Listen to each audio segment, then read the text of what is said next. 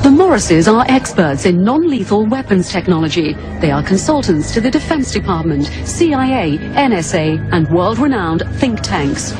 The technology necessary to project three-dimensional images to a point in space requires no new breakthroughs in science.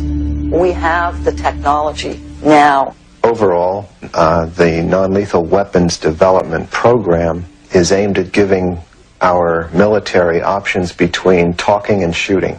Specific system development, we really can't talk about. But the Morrises did talk in general about secret military experiments with lifelike 3D projections in the sky called holograms. Holograms on a battlefield would be to divert the attention of the enemy, to deliver propaganda or something very frightening to make the enemy run away if you think that he will believe that what you are sending is really an angel, a devil, a UFO.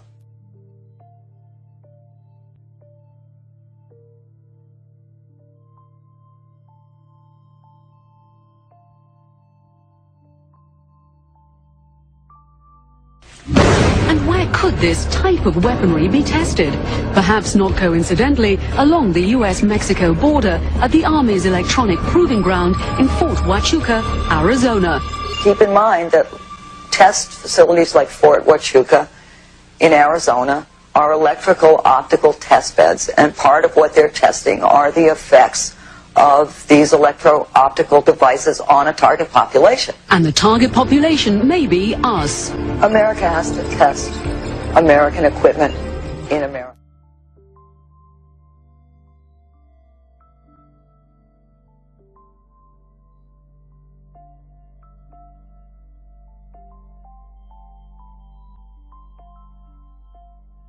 The ultimate weapon in the info war would be so secret, so invisible, so undetectable, you would never know your mind was under attack.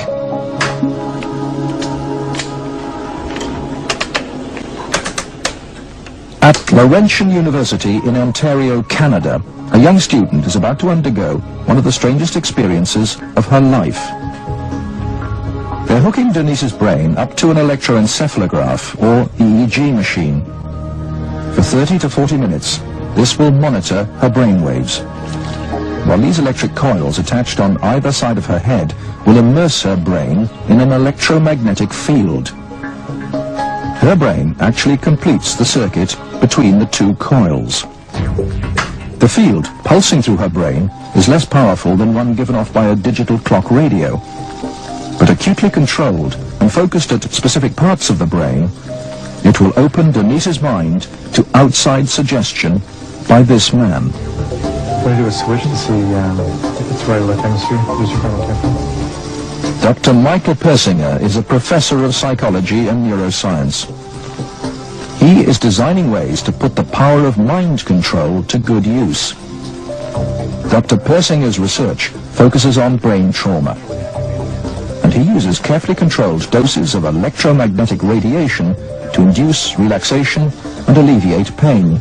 So what Sandra did was to initiate a opiate releasing pattern. That's a burst firing field that is stimulated once every 4 seconds. And that produces relaxation and a very pleasant sensation. Similarly, using the appropriate field, we can induce fear and apprehension, but clearly that would be unethical in that setting.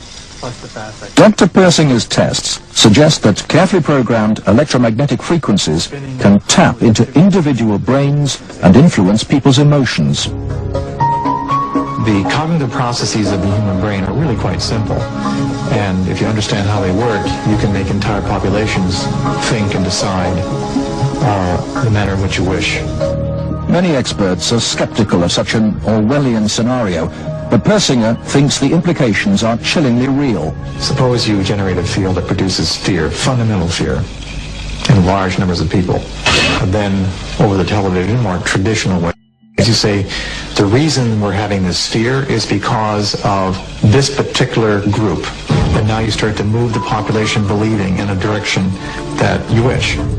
To influence 250 million people, the equivalent of the entire population of the United States, may not be that difficult. According to Dr. Persinger, we already have the technology, satellites and television and radio transmitters. Mind control may already be happening. We know the mysterious PSYOPS plane can beam persuasive sounds and pictures into people's television sets. Will it someday beam disturbing frequencies directly into the mind? Mind control will be the ultimate non-lethal weapon.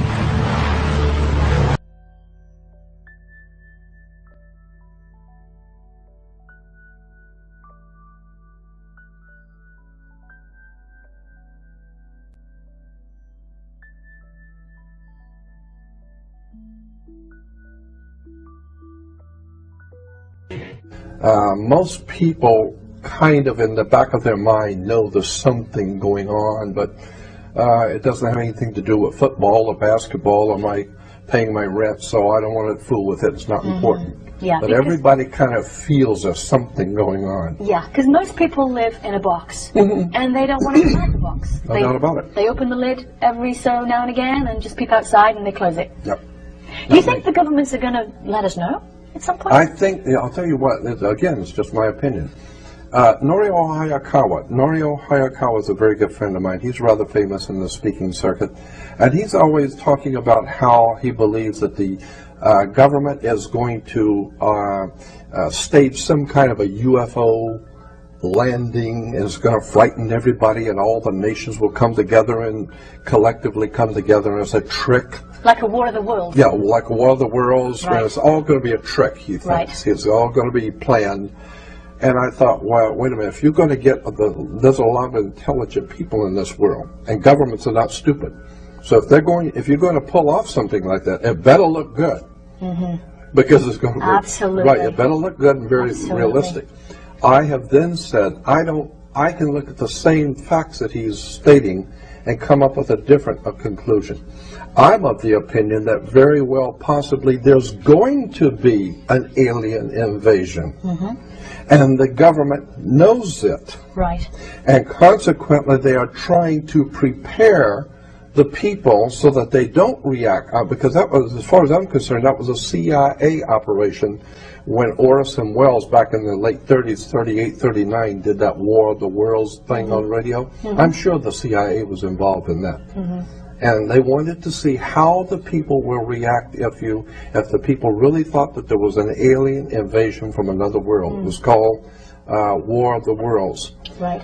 With Orson Welles, and people went berserk. Well, I don't think they're going to go berserk today. I think too many people in this world have already had experiences. They know something's up. But again, I would say I'm thinking that there very well might be a legitimate invasion soon.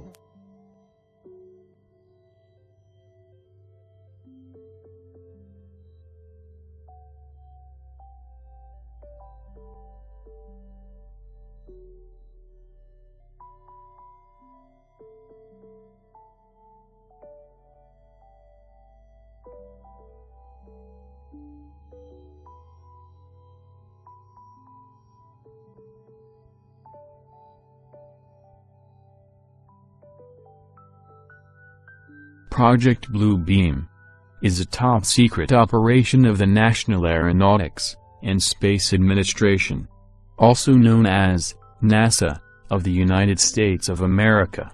The goal of Project Blue Beam is to implement a New Age religion, with the Antichrist at its head, and to create a new world order, via a technologically simulated second coming of a new Messiah.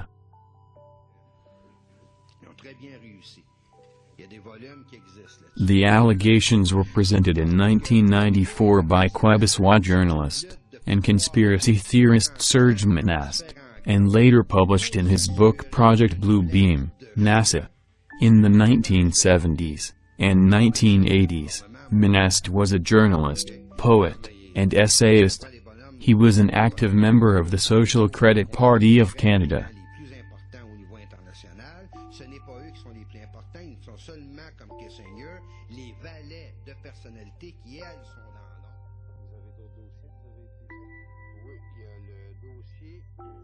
In the early 1990s, he started writing on the theme of the New World Order, and conspiracies hatched by secret societies, being particularly inspired by the works of William Guy Carr. Monast founded the International Free Press Agency, where he published most of his work on these themes, achieving some prominence with an interview on esotericist and ufologist Richard Glenn's TV show, Esoterism Experimental, in which he repeatedly warned his audience about the dangers of a world government. He was interviewed by Glenn a number of times up to 1996. In 1994, he published Project Blue Beam, NASA, in which he detailed his claim that NASA, with the help of the United Nations, was attempting to implement a New Age religion, with the Antichrist at its head, and start a new world order, via a technologically simulated second coming of Christ. He also gave talks on this topic.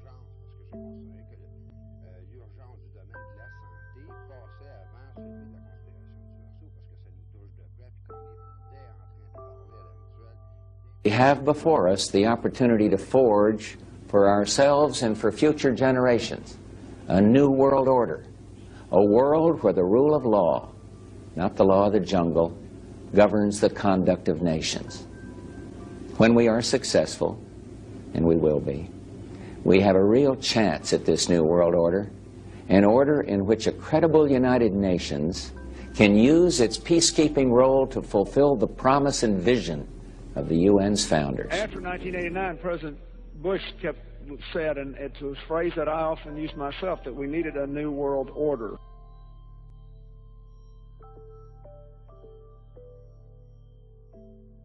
During the conflict with Saddam Hussein, which he handled so superbly in a short-term sense, we kept talking about a new world order.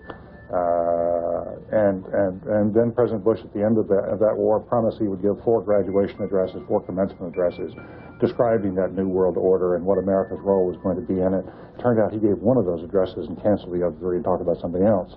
That's why, because they weren't ready yet. That in fact we're all going to have to give up a little bit of our sovereignty in order to make the world work. And this present window of opportunity, during which a truly peaceful and interdependent world order might be built, will not be here for too long. Already there are powerful forces at work that threaten to destroy all of our hopes and efforts to erect an enduring structure of global cooperation. Are you optimistic a global system can happen from what we've heard so far? It could happen, and in fact it's in the works. By 1995 and 1996, Monast said he was being hunted by the police and authorities for involvement in networks of prohibited information. He had homeschooled his 2 children, who were then taken away, and made wards of the state in September 1996 so that they would receive a public education. Serge Monast died of a heart attack in his home in December 1996, at the age of 51, the day after being arrested, and spending a night in jail. His followers claim his death was suspicious, suggesting he was assassinated by psychotronic weapons to keep from continuing his investigations.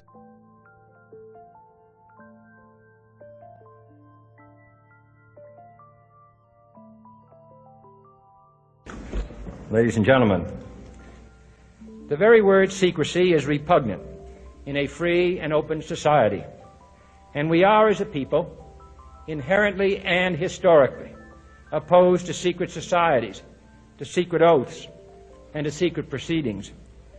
We decided long ago that the dangers of excessive and unwarranted concealment of pertinent facts far outweighed the dangers which are cited to justify it. Even today, there is little value in opposing the threat of a closed society by imitating its arbitrary restrictions. Even today, there is little value in ensuring the survival of our nation if our traditions do not survive with it. And there is very grave danger that an announced need for increased security will be seized upon by those anxious to expand its meaning to the very limits of official censorship and concealment. That I do not intend to permit to the extent that it's in my control. And no official of my administration, whether his rank is high or low, civilian or military, should interpret my words here tonight as an excuse to censor the news, to stifle dissent, to cover up our mistakes, or to withhold from the press and the public the facts they deserve to know. For we are opposed around the world by a monolithic and ruthless conspiracy that relies primarily on covert means for expanding its sphere of influence, on infiltration instead of invasion, on subversion instead of elections, on intimidation instead of free choice, on guerrillas by night instead of armies by day. It is a system which has conscripted vast human and material resources into the building of a tightly knit, highly efficient machine that combines military, diplomatic, intelligence, economic, scientific, and political operations. Its preparations are concealed, not published. Its mistakes are buried, not headlined. Its dissenters are silenced, not praised. No expenditure is questioned, no rumor is printed, no secret is revealed. No president should fear public scrutiny of his program, for from that scrutiny comes understanding, and from that understanding comes support or opposition, and both are necessary. I am not asking your newspapers to support an administration, but I am asking your help in the tremendous task of informing and alerting the American people. For I have complete confidence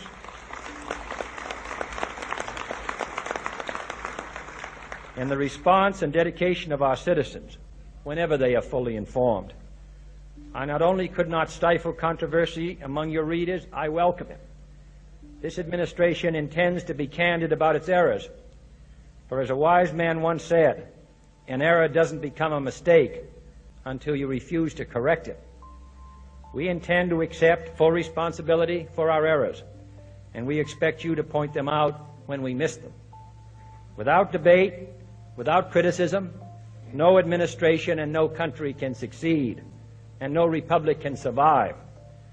That is why the Athenian lawmaker Solon decreed it a crime for any citizen to shrink from controversy.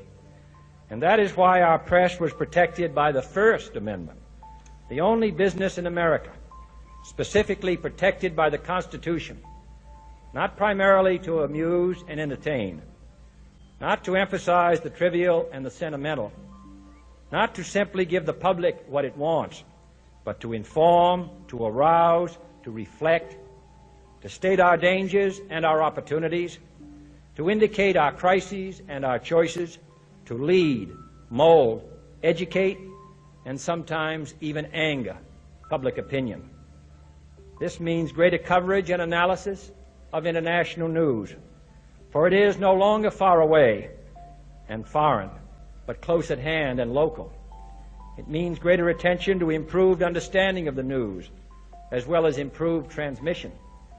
And it means, finally, that government at all levels must meet its obligation to provide you with the fullest possible information outside the narrowest limits of national security. And so it is to the printing press, to the recorder of man's deeds, the keeper of his conscience, the courier of his news, that we look for strength and assistance, confident that with your help, man will be what he was born to be, free and independent. The Project Bluebeam operation has 4 different steps in order to implement the New Age religion, with the Antichrist at its head. The New Age religion is the very foundation for the New World government. Without a universal belief in the New Age religion, the success of the New World Order will be impossible to implement.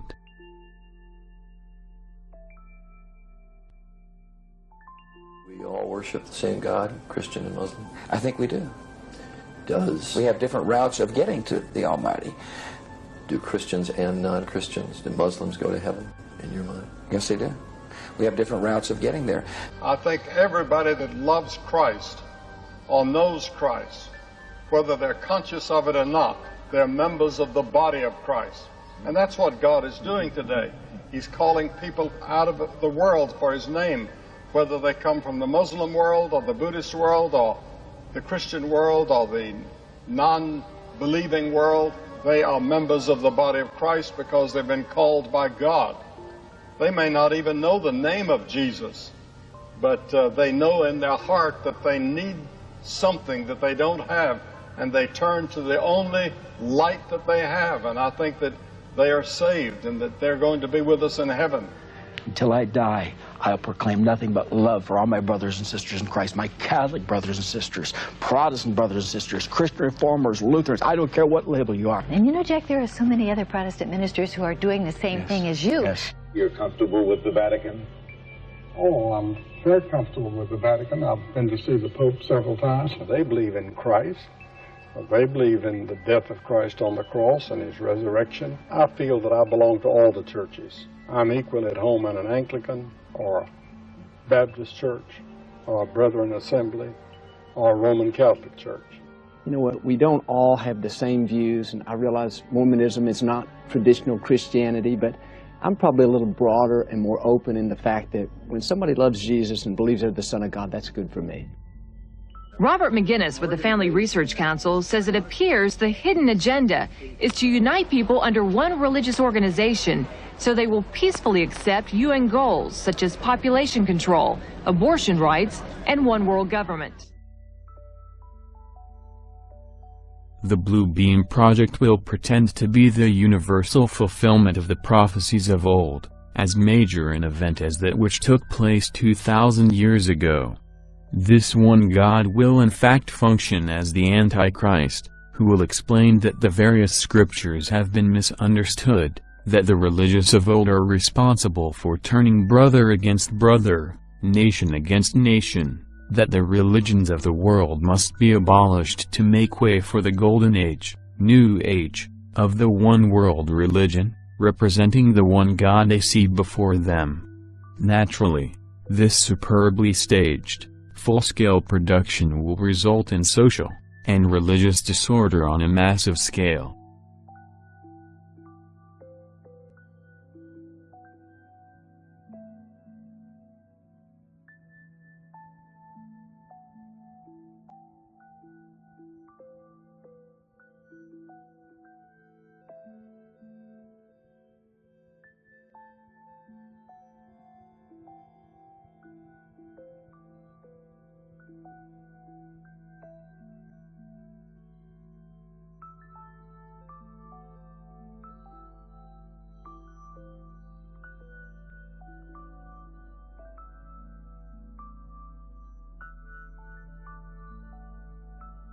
Well, archaeologists in southern Israel making a major discovery, shedding new light on biblical history, uncovering a 3,000-year-old metropolis once inhabited by the Philistines. Well, the Hebrew Bible's ultimate bad guys, one of the city's most famous residents, Goliath, you know, the warrior defeated by a young King David. Joining me now on the phone, the archaeologist in charge of the dig, Aaron Mayer, joins me now. What an exciting find for you, and I understand that you led this dig, one of the many archaeologists that have apparently excavated some pretty compelling evidence. What did you find this week in the city of Gath? Well, first of all, good evening, Julie, or in Israel it's good evening, over there it's good afternoon. We've been excavating at this site for more than 15 years, and we just started our 15th season, and we have about 100 and something people from all over the world, and we found a lot of evidence of a very thriving and interesting culture. And when you read the biblical text and you sort of get the picture of the Philistines being the ultimate enemy of the Israelites, you sort of get an impression that they're just a barbarian culture, and in fact, they're very much of a sophisticated culture, and I would say even that at certain times they're even more sophisticated than the Israelites. It's interesting, you know, on the Happening Now homepage, we posted a quiz question. Who were the Bible's bad guys, as we're calling them today? The Greeks, the Philistines, the Koreans, the Huns, the Jordanians. As we now know, the answer is the Philistines. And you were talking about shedding some light on the culture of the Philistines, who are the, of course, arch enemies of the Israelites. What is it about what you found that proves or disproves that theory?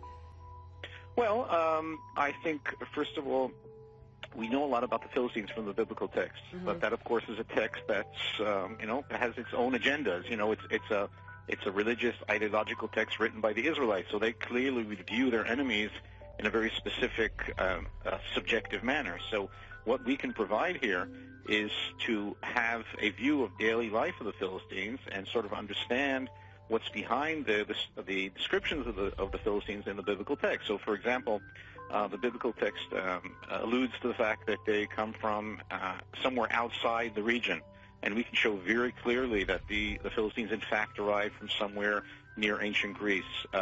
We hear of Philistines with names that are non-Semitic, such as Goliath, such as Achish, and others. We can show this based on the archaeological evidence. And we can even show very simple things of daily life, substantial differences between the Philistines and the Israelites, which probably in ancient times really define these two cultures. Just like today, we very often define the differences between ethnic groups based on what they wear, what they eat. So, for example, the Philistines ate pig and dog meat. The Israelites wouldn't touch that. So this is probably things that were very substantial. And when you look at stories of, like, Samson fighting against the Philistines, but he didn't only fight against them. He also married a couple of them. So there's a very intricate relationship between the Philistines and the Israelites. And it still is. Aaron Mayer, thank you very, very much. We appreciate you coming on. We're going to take a... The first step of Project Blue Beam concerns the breakdown of all archaeological knowledge. This will apparently be accomplished by faking earthquakes at precise locations around the planet. At these new locations, supposedly new discoveries will finally explain to all people the error of all fundamental religious doctrines, specifically the Christian and Muslim doctrines. The falsification of this information will be used to make all nations believe that their religious doctrines have been misunderstood for centuries, and misinterpreted. These new rediscoveries will be used to discredit all fundamental religious doctrines. This is the first preparation for the plan for humanity, because what they want to do is destroy the beliefs of all Christians and Muslims on the planet. To do that, they need some false proof from the far past that will prove to all nations that their religions have all been misinterpreted and misunderstood.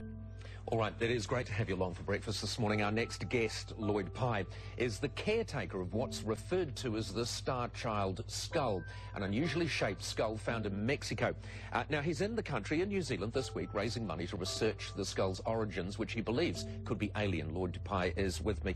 Good morning to you. Thank you. And welcome to New Zealand. Good to be here. We've got a couple of skulls here, and we only have a few minutes, and you've spent how many years on this project? 11th year. In the 11th year. Right. We only have a few minutes. These are model skulls. This is the skull of a slightly smaller than usual normal human being. Right.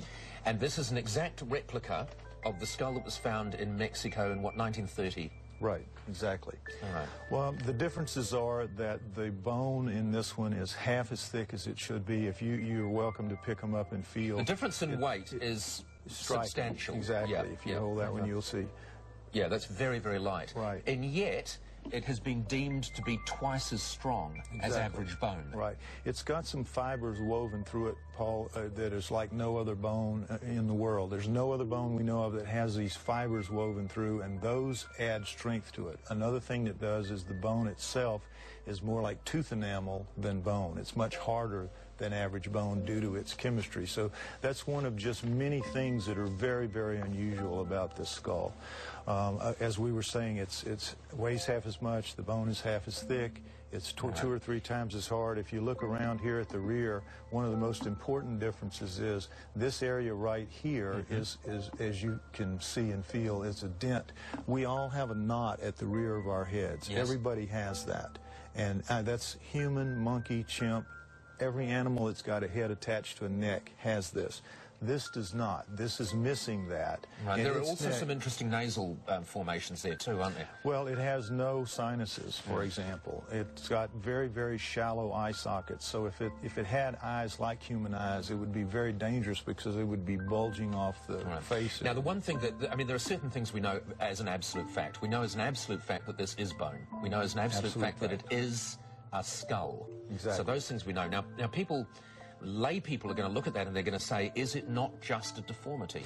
We've had experts of various kinds look at it in great detail, and they can't come up with a deformity that would cause all these things to change about it. It's chemistry, put fibers in the bone, give it such an increased brain capacity, take away its sinuses. When you add up all the things that are different about it, there's no deformity known that makes it that way. Plus, we have the fact of a DNA test that was run already that's established that its mother was human and its father was not. We don't know what his father was. From preliminary DNA tests, because obviously you want to raise some more money to do much more in-depth DNA tests, because you would like from that to construct an entire skeleton, effectively. But from the preliminary tests, you've determined that it is of or involves human form, human origin. What we think, looking at the DNA test from 203, we're fairly convinced that it's a human-alien hybrid of some kind. What we need to establish by getting the test to recover the entire genome, we will be able to lay its full genome down against a human, against a chimp, against a gorilla, and soon against a Neanderthal, and we will know where it lays on that line. All right. It's fascinating, and I mean, you'd have to be a fool to sit here and not be fascinated by it, and obviously it's compelled you for many, many years. You are an ex-US intelligence special agent. Right. But when you say its mother was human, its father was an alien, a huge number of people will think you are a kook. Right. Well, they have every right to think that. When I first saw it and they first gave it to me and I first started, I thought sure it was a deformity. I was confident it had to be a deformity. And every test we've done many tests, all the tests you can do really, up to this final genomic DNA test. We've done everything we can do, and every test it's passed. You will be speaking in New Zealand? I'm speaking in New Zealand on Sunday at the Mount Albert War Memorial.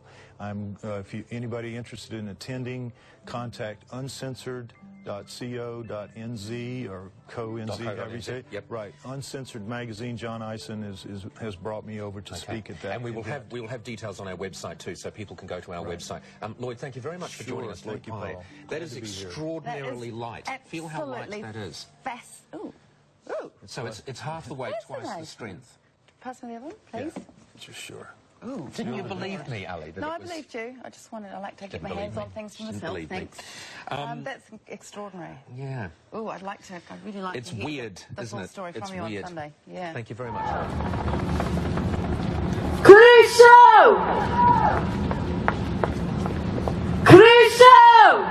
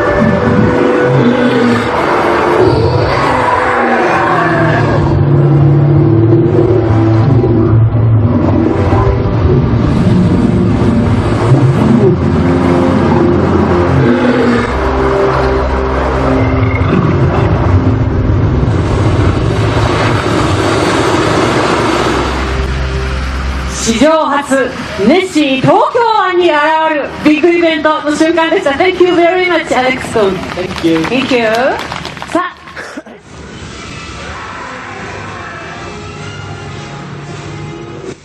ネス湖に消えたと言われるあのネッシーがなぜか東京湾に出現。お台場の海で暴れるこのネッシー、実はこちらウォータースクリーンというもので、特殊機器によって水を扇状に吹き上げスクリーンを作り出し、立体的な動画を映し出す新技術なんです。ネッシーと少年の友情を描いた映画のイベントが行われ、水のスクリーンに現れたネッシーは全長15メートルとなかなかの迫力でした。The second step of Project Blue Beam involves a gigantic space show with three-dimensional optical holograms, sounds, and laser projections of multiple holographic images to different parts of the world, each receiving a different image according to the predominating regional national religious faith. This new God will be speaking in all languages. At the end of this light show, the gods will all merge into one God, the Antichrist. These holographic images will be projected from space-based laser-generating satellites, beaming simultaneous images to the four corners of the planet. We see tests of these holographic images every once in a while.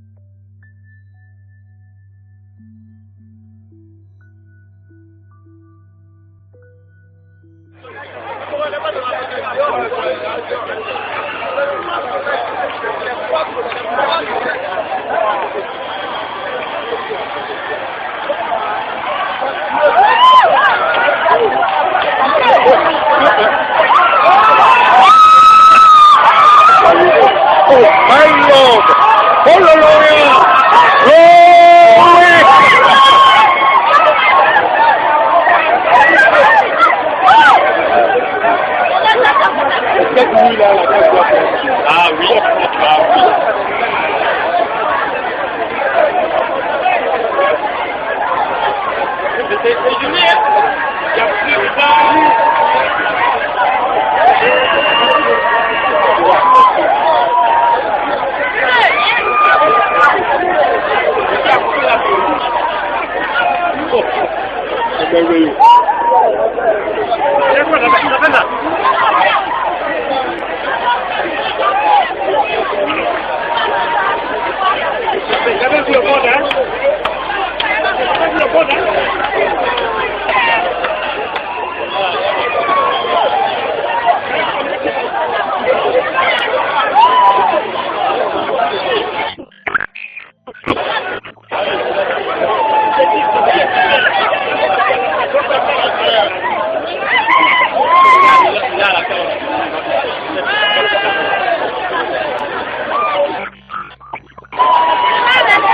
de Philippe, non. C'est vrai que non, Dieu, il s'est levé de côté. C'est ça la scène, Hallelujah! Amen! That's wonderful! The result of these deliberately staged events will be to show the world the new Christ, the new Messiah, Maitreya, for the immediate implementation of the New World religion. The voice of the new Messiah will be accomplished with the aid of a Soviet supercomputer, fed with the minute physio-psychological particulars based on their studies of the anatomy and electromechanical composition of the human body, and the studies of the electrical, chemical, and biological properties of the human brain.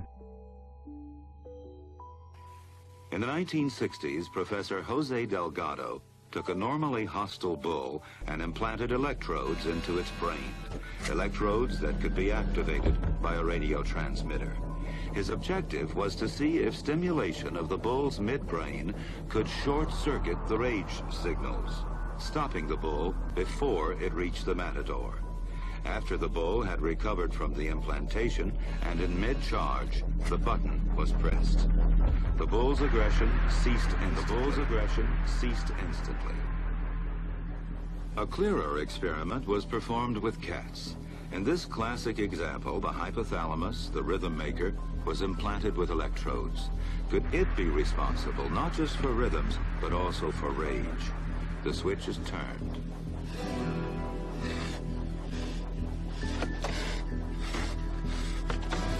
Then the switch is turned off.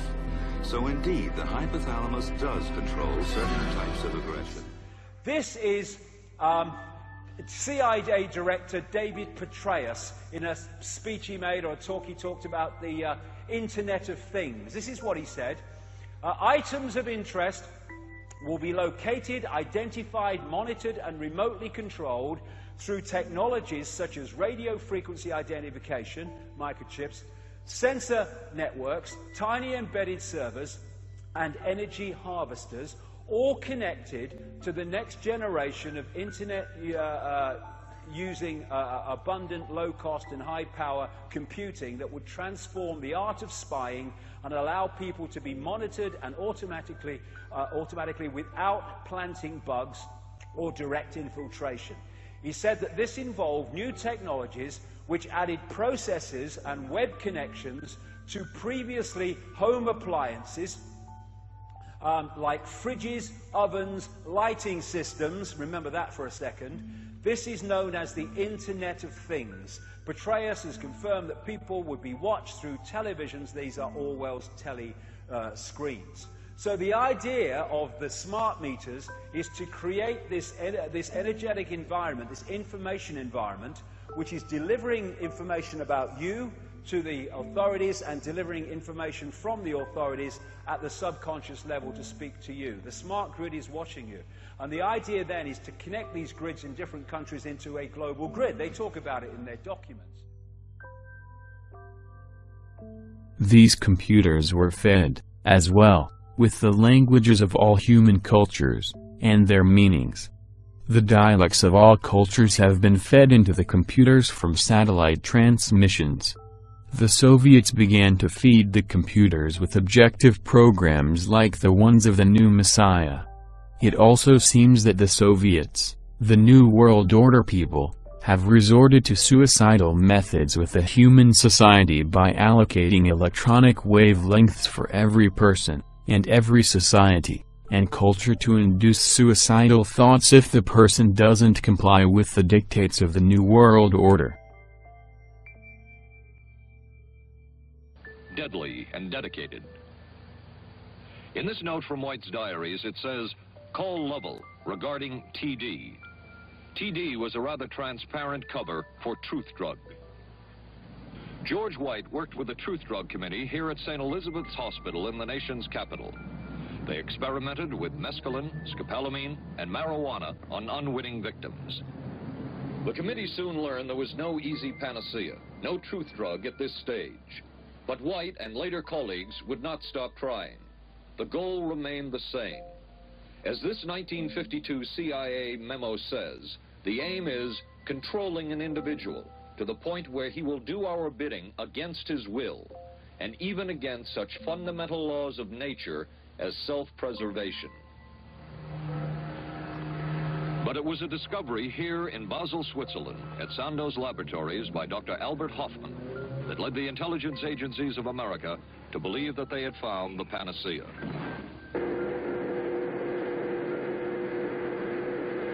The discovery was lysergic acid diethylamide, LSD.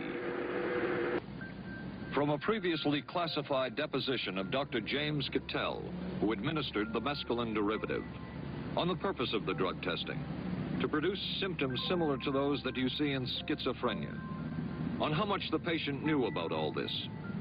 We didn't delineate all the possibilities of what might happen, because then you contaminate your experiment. Cattell then relates that he never even knew what drug he had given Harold Blauer because of the secrecy of the Army experiments. We didn't know whether it was dog piss. This was secret. This was a secret. We weren't in on it. We asked Blauer's daughter Elizabeth for her reaction. What? How can anybody react to that? I mean, that is so far from what you'd expect from a human being, never mind a doctor, never mind a professional specialist who's supposed to care about people's minds. It's unbelievable. A suit filed by Elizabeth Barrett against the Army Chemical Corps is now pending in federal court. Other Army experiments continued on mental patients around the country. Work done at the Tulane Medical Center in New Orleans involved several drugs, hallucinogenics, and electrodes implanted in the brain. The chief researcher was Dr. Russell Monroe, now head of the psychiatry department at the University of Maryland. These are various progress reports written by Dr. Monroe and recently obtained by ABC News. From one of the progress reports, a report of a woman who had electrodes implanted in the brain and was then given LSD and other drugs. She became agitated, cried, lapsed into a trance-like state.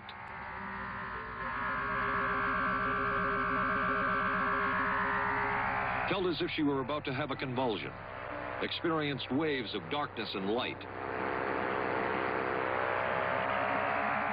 had bizarre sensations in her neck and legs, said somebody was trying to manipulate her body.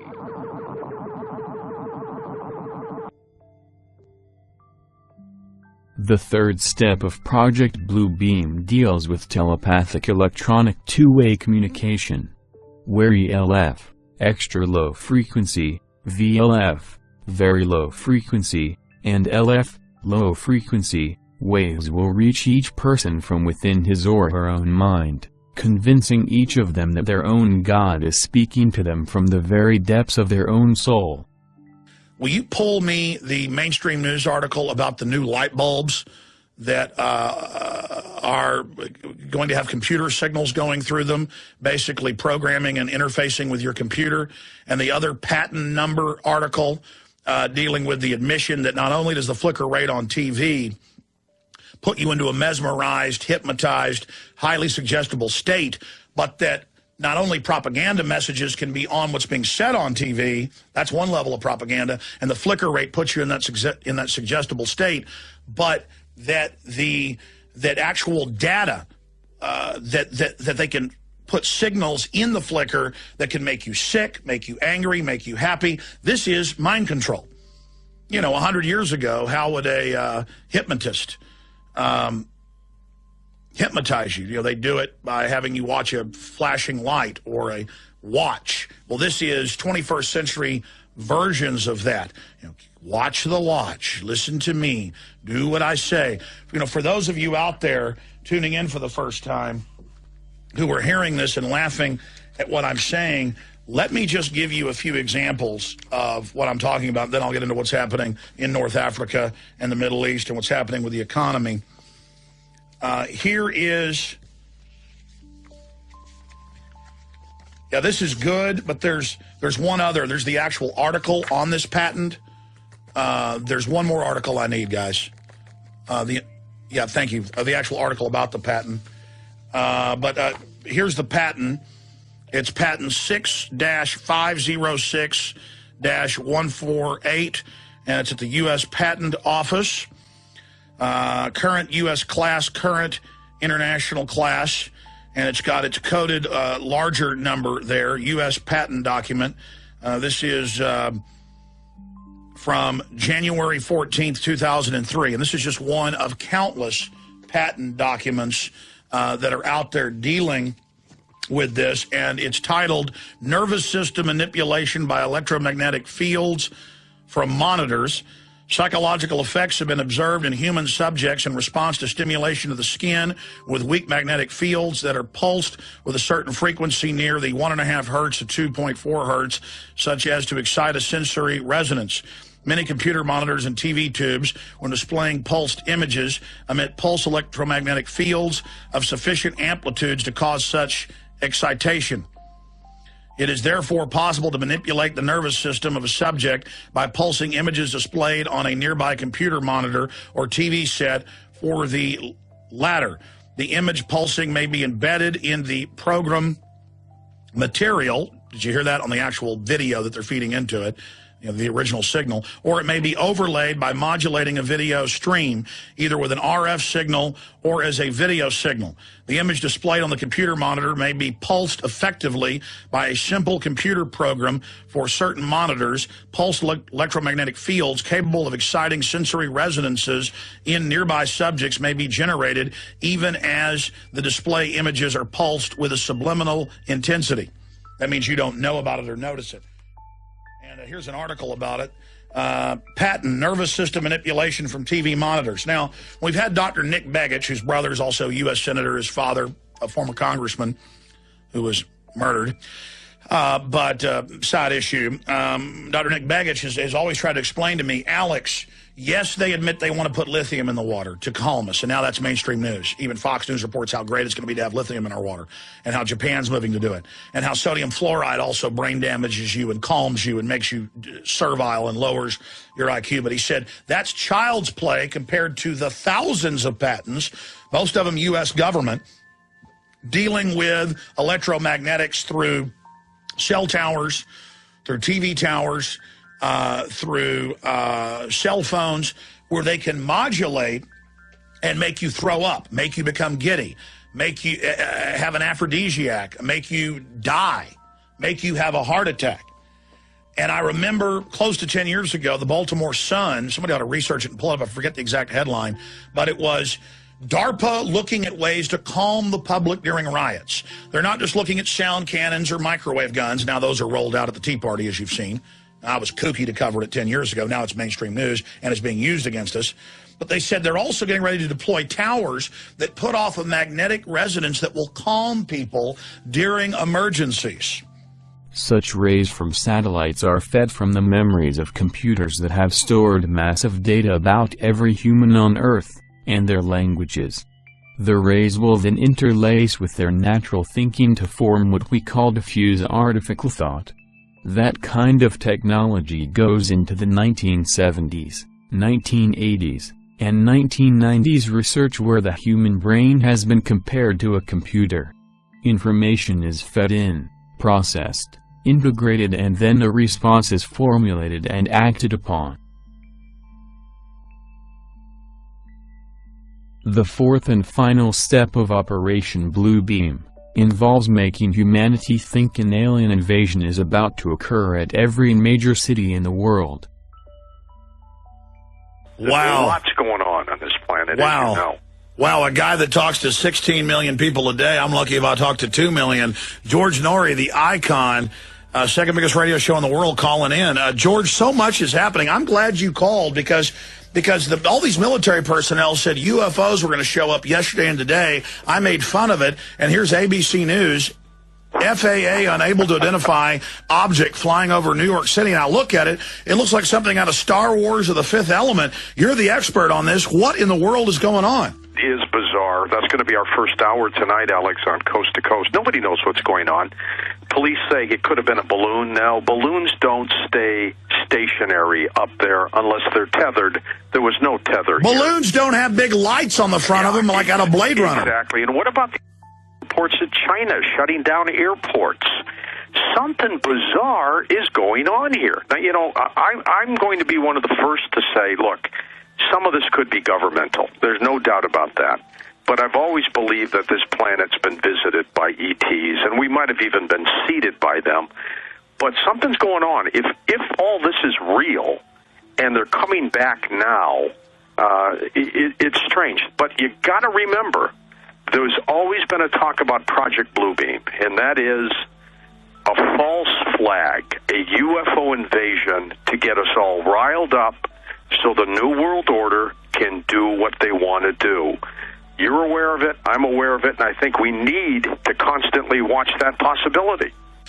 People can find out all of this at davidicke.com, but the final issues I want to cover with you, you were just on, wasn't it just last week, David? Yeah, last week, mate. And we were talking about Project Bluebeam, a staged fake alien invasion. And folks, if you don't believe us, just search the term Project Bluebeam. Part of it's been declassified. It goes back to the 60s and 70s. And in the 90s, they declassified stuff. I even saw in Popular Mechanics about 3,000-foot holograms the Pentagon can project of the Easter Bunny, Jesus, Buddha, whatever they want. You know, David Icke, I mean, you know, they can project Superman up there. They can project Alex Jones. They can project, you know, George Bush, Kim Jong-il. They could do anything they wanted, and they admitted to unify the earth against an outside alien threat. That's how they want to get their world government. Right. Well, to then see these, quote, military people come out and say, the aliens will arrive over major cities, including New York, on the 13th. And then we're going to show that ABC News article up on screen right now that I'm going to Zbigniew Brzezinski after that. Sorry, I flipped that on the guys. FAA unable to identify object flying over New York City, and it looks like something out of you know, Star Wars / The Fifth Element, hovering with, you know, lights on it and everything. Well, we know they've got all sorts of hovercraft. We know the Germans had stuff that looked like flying saucers. That's where the original stories. We know they say the SR-71 Blackbird in service in 55, developed in 52. So they say the fastest plane in the world, you know, over 50 years ago. Total baloney. We know that they kept for 20 years secret the B-2 bomber. We know that DARPA had computers and internet in the 60s. We know all that, but to now have the Pentagon and the press club and all this promotion and all these TV shows and all this push that aliens are about to land. David, I'm going to give you the floor for about 5 minutes on this, then I've got the Zbigniew Brzezinski clip and about how we're going to win. We'll get your take on that, and I'll let you get out to you know, some of the other interviews and things you're doing there in New York City. But, I mean, here it is, because this morning I'm like, oh, the UFOs didn't come, and then boom, they arrive. There's reports all over the world. I mean, this is big. I mean, if aliens are showing up, folks, they're not going to have Air Force officers telling you they're about to arrive. And we need to look up the names of all these people and really do some deep research, because we know there's a government program to stage this, to unify people, and also to cover up your research that there is off-world activity and that they're trying to create a hoax to control that situation. David, for about 5-6 minutes, you've got the floor. Then I've got one other issue for you. David Icke of davidicke.com.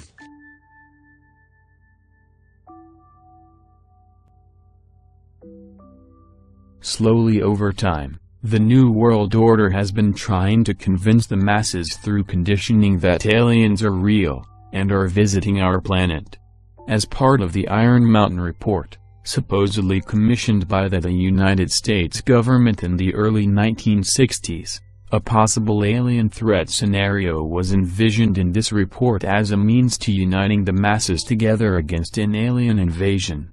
Slowly the masses have been exposed over time to the possibility of aliens inhabiting our universe. The movie Independence Day was the first to forward this notion, along with Battle, Los Angeles and many others. Manufactured UFO sightings and spacecrafts have been seen for decades and have been increasing in numbers in recent years and months. We have astronauts and military departments from all across Europe and even here in the United States disclosing possible UFO sightings and encounters in a concerted effort to convince us that aliens are real. We even have the Pope and the Vatican's astronomy experts telling us that aliens are real. More secure for you and your children.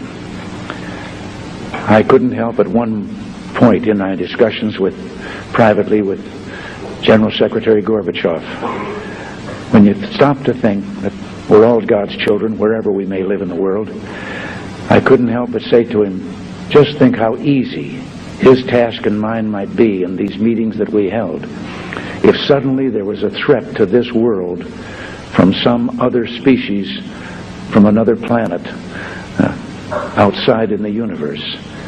We'd forget all the little local differences that we have between our countries, and we would find out once and for all that we really are all human beings here on this earth together. But there are no aliens there. So then when the Roswell thing came up, I knew we'd get, gazillions of letters. So I had all the Roswell papers reviewed, everything. If you saw that there were aliens there, would you tell us? Yeah. You would? I would. Well, I think, look, what do we know? We know now we live in an ever-expanding universe. We know that there are billions of stars and planets literally out there, and the universe is getting bigger. We know from our fancy telescopes that just in the last 2 years, more than 20 planets have been identified outside our solar system that seem to be far enough away from their suns and dense enough that they might be able to support some form of life. So it makes it increasingly less likely that we're alone. Oh, you're trying to give me a hint that there are aliens. No, I'm trying to tell you I don't know. Oh. But if we were visited someday, I wouldn't be surprised. I just hope that it's not like Independence Day. Yeah, right. That it's a conflict. Well, now we have friendly Maybe the only way to unite this incredibly divided world of ours.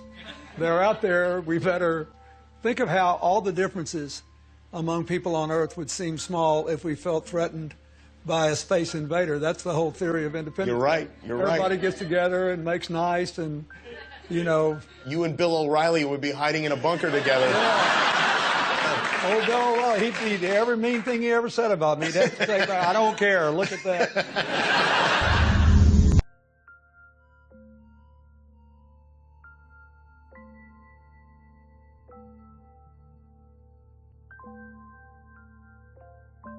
American presidents, key politicians and connected insiders have publicly wondered about mankind's fate if the planet was attacked by alien forces without provocation.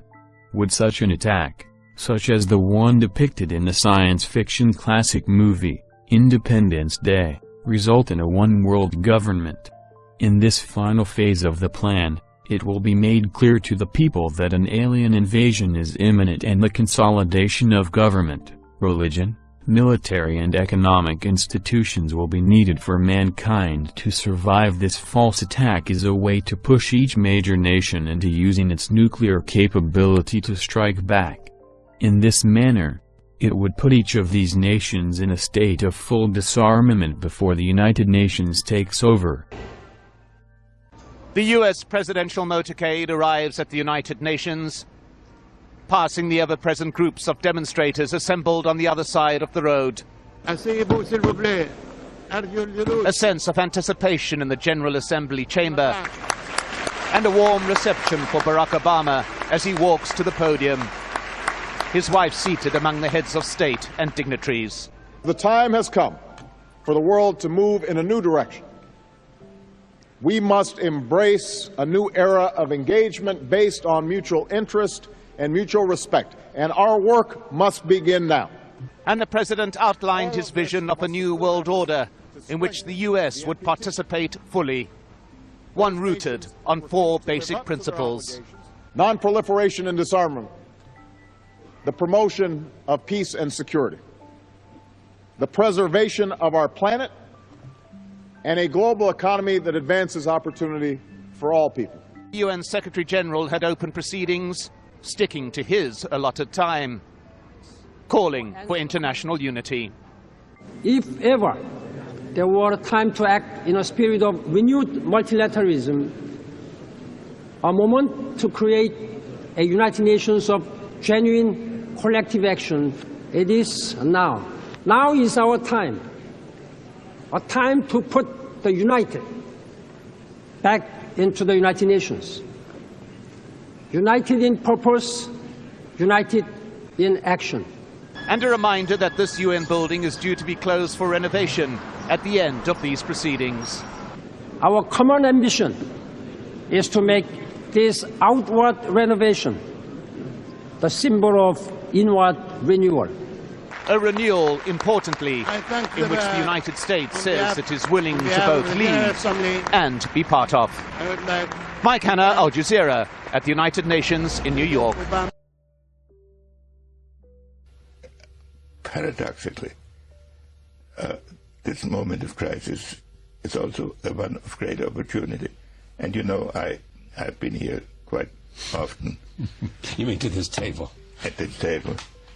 And excessive optimism is not my distinguishing trait. No, it's not. But so there is excessive optimism now? No, I don't think there's excessive optimism. Okay, well, you moderate optimism. I think that when the new administration assesses the position in which it finds itself, it will see a huge crisis and terrible problems. But it can, I could see that it sees a glimmer in which it could construct an international system out of it. If you look back to the end of the Second World War, many people now think that the period between 1945 and 1950 was in many ways the most creative period or one of the most creative periods of American foreign policy. But it started with chaos and fear of Russian invasion of Europe and governments that were very weak and people who were very So the United Nations came out of that, the Marshall Plan came out of that. That's right, and NATO came out of that, and later the Truman Doctrine came out of that later. Right. There is opportunity in the crisis because, repeat it for me, because? I think because when you look at the medium-term interests and the long-term interests of the key players, India, China, Russia, America, Europe, they really are importantly parallel. That we should not look at this current situation from a posture of being paralyzed by the symptoms of crisis. Fair enough. Within the crisis, there is opportunity. But when you talk about a new structure, I'm not sure you've used the term new world order. I mean, what is it? Is it simply a world order that's defined by new interest and new mutuality of interest? Well, that's certainly how you have to start. And I know the view that you start by converting the whole world to our political philosophy. I don't think that can be done in 1 or 2 terms of an administration. That's a historic process that has its own rhythm. Has it suffered a setback, A, because of Iraq, and B, because of the economic crisis? And what suffered a setback? The idea of America leading and building a whole new consensus for a kind of... Look, there are so many problems in the world at this moment that can only be dealt with on a global basis. And that's unique. Proliferation. Environment. Environment. In some cases, global health. Right. So all of these issues necessitate a global approach. So you don't have to invent an international order. And so every country has to mitigate its pure national interest by the global necessities to some extent. Or define its natural interest. Or define its national by the global necessities. But it cannot push its own technically selfish interests in talking to the leaders of the world that I have met and counted in recent months. To what extent their willingness to cooperate with America has been enhanced by the very recent crisis. The economic crisis. The economic crisis, and also the way the whole international system is evolving. And I'm not saying that leaders will be able to be up to all the opportunities that I may, as an outsider, may perceive. But I think they can start moving in that direction.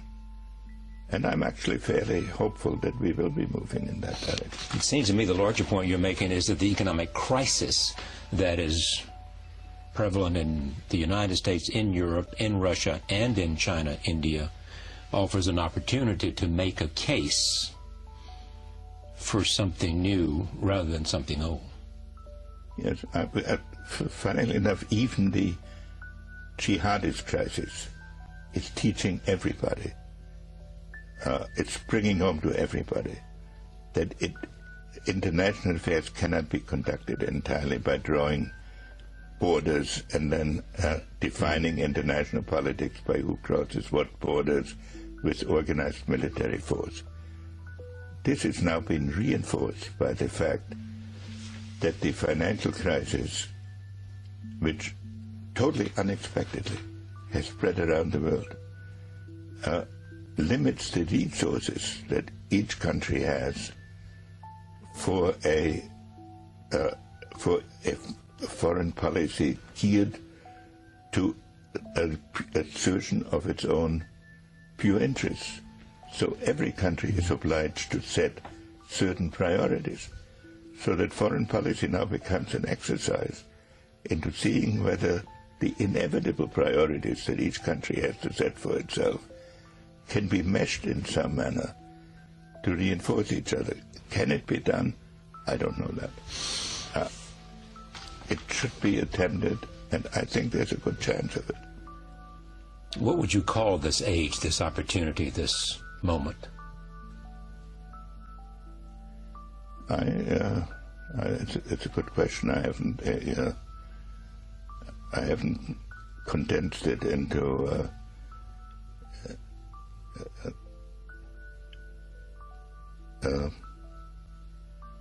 maybe the age of compatible interests. Pretty good. Thank you. Good to see you again. Great pleasure to be here. Henry Kissinger, back from Russia. Many questions about Russia we didn't get to. The relative power of Medvedev and Putin and all of that in terms of Russia and its internal questions as well. But this evening, a look at how the world might be.